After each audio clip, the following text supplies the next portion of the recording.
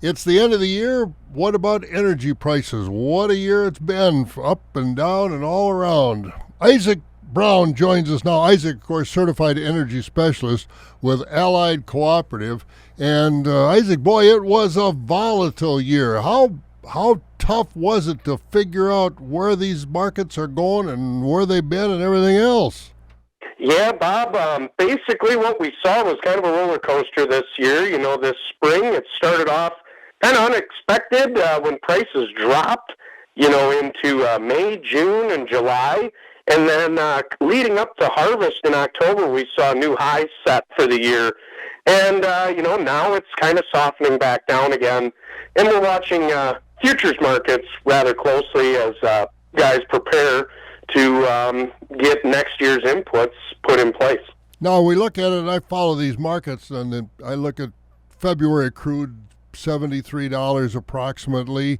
As we look at these conditions and try and contract in the future, what are some of the things you expect will be factors in whether or not and when we should pull the trigger on contracting all that fuel?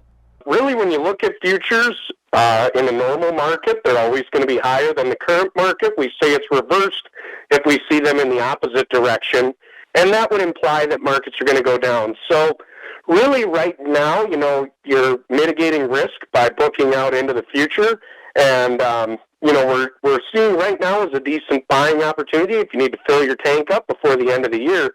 But, some of the biggest factors that we're seeing right now are headlines out of the Middle East, OPEC, the Red Sea, the Strait of the Suez Canal, I should say, and, some of the oil tankers needing to be rerouted and different things like that. Obviously, U.S. drilling, we see that our oil rigs are at a bit of a low right now, but production capacity is way up. We saw records last week in oil production here in the United States, making us the world's largest exporter of crude oil.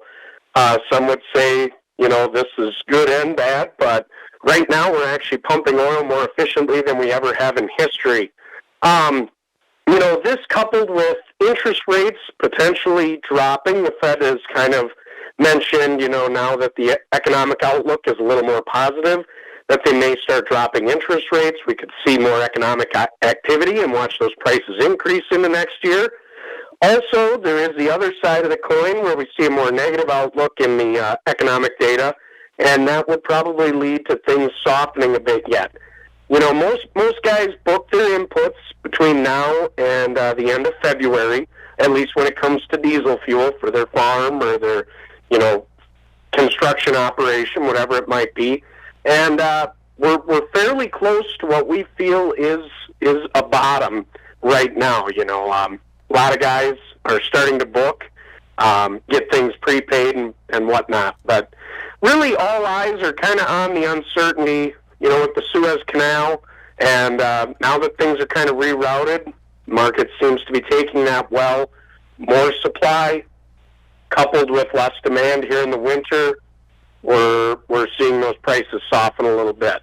Isaac, what do you hear as you mentioned? These prices start to soften. The supply goes up. All of a sudden, Saudi Arabia and the oil emirates and all the Middle East, they say, "Oh, we're going to cut production," and all bets are off. Do you see that in your crystal ball? So, we've been seeing this happening the whole way crude has come down. So crude got under $70 a barrel there, and then you see OPEC got a reactionary headline where they say they're going to meet and cut production. Well, countries like Angola and a few others have actually decided to leave OPEC recently because they can't afford to do these production cuts anymore.